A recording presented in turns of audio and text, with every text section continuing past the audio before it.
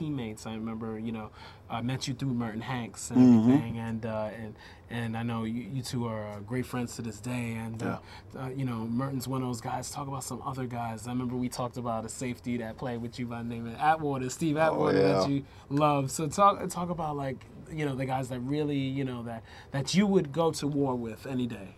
Oh, and no question. Guys like Merton Hanks, I played with him in San Francisco. That team was different than the Denver team I played on. That team was a who's who. That's right. Half the lineup was Hall of Famers on that team. But I take my hat off to Merton because he came in out of Iowa. First of all, he's from the same neighborhood, back home in Dallas. Right. And so he goes to Iowa and he's playing corner, and he's really kind of playing corner safety. They don't know where to put him in the league, but wherever they line him up, he produced. And when he's at corner, he produced. When he went to safety, he produced. That's why you saw that bobblehead dance so much, But he's smart. He's always around the football, and he has great ball skills. Great ball skills. Yes, indeed. So you love going to bat with guys like that because they were students of the game, and they left it all out on the field, and they always had the right approach, professional. Right. And Steve Atwater, no different. He just hit a little harder than Merton. Ask Christian Okoye, There you go. But he was a very good friend of mine on that football team, and so I was blessed to play with some very good ball players that taught me a lot. I mean, Jerry Rice, to this day, I say he taught me how to be a professional. And we didn't talk a whole lot when I was on that team. I was only there for 2 years with him, but just watching him every day. Just my locker was beside his. He taught me a lot about the National Football League. Wow, yes, indeed. And he will be inducted, very soon, within a week or so. Yes, should have been yesterday. He's that good. Yeah, right, exactly. It's kind of like what the Hockey Hall of Fame did for Wayne Gretzky. Put him right in. And Jerry. There's some guys that shouldn't have to wait. Right, exactly. Him and Mike Jordan, why are they waiting, Wow, but now with and about Texas football, we all know, the glorification of Texas football with Friday Night Lights, et cetera, Varsity Blues, that movie, et cetera. Now, and also with the news reports, ESPN and 60 Minutes doing news reports on Texas football. You were in the midst of that growing up. Oh, yeah. And it was all that and then some, right? Well, it's a way of life. It's a way of life. In Texas, you grow up playing Pop Warner, Little League, junior high, all the way up through high school, running through the same systems. I mean, kids there 11, 12 years old, they play for paid coaching staffs.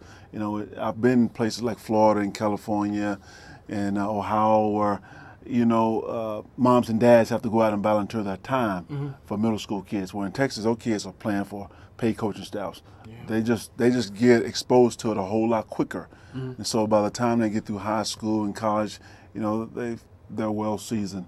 But they produce a lot of great athletes. I think they have more in the NFL than any other state per capita. So that's not by chance. That's a reason for that. That's right. They take their football real seriously. I gotta say, it's nothing to go to a big high school, Friday night high school football game, and 20, 30,000 people might be there.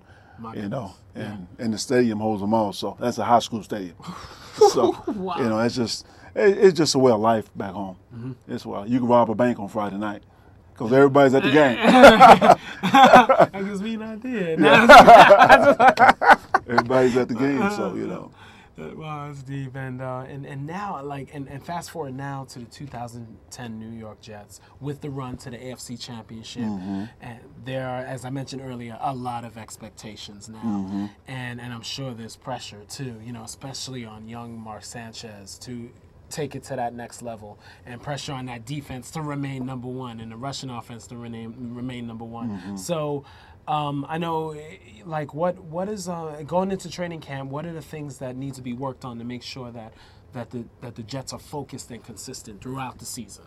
Well, I mean, you say focus, and that's exactly what we're trying to do with our football team. Because when you listen to the media, when you listen to all the predictions and everything, we're supposed to be pretty good on paper, but that's paper. You got to go play the game, and we're trying to get our team focused and to stay in the present. And I think when you stay in the present, there is no pressure.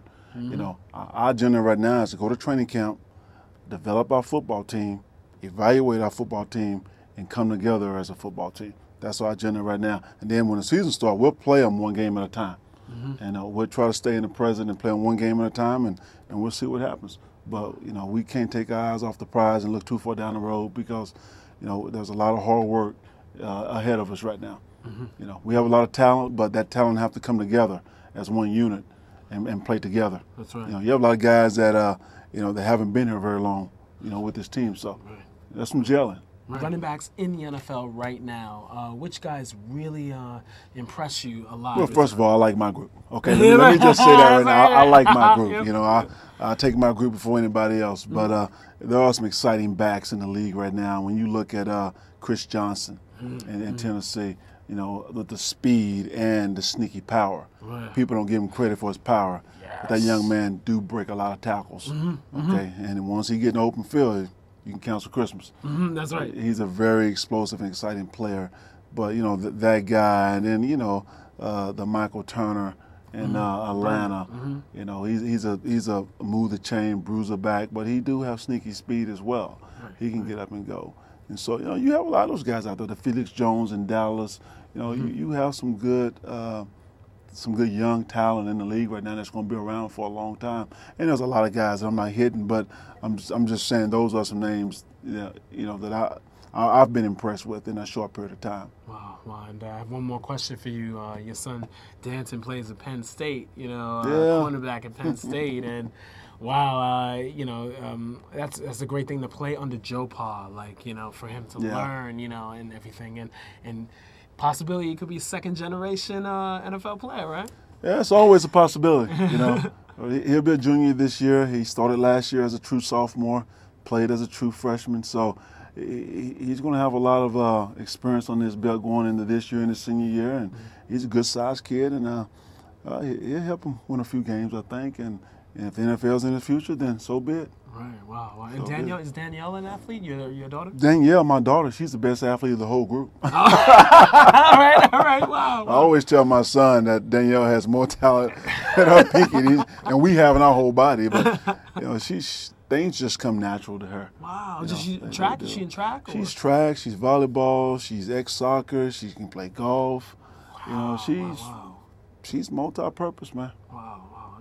That's wonderful, and being able to guide them so well. And like you said, you grew up in a single-family household, and the fact that you're able to be a father, with your children, and be able to give them that foundation. That's wonderful, definitely. And believe me, their mother deserves all the credit.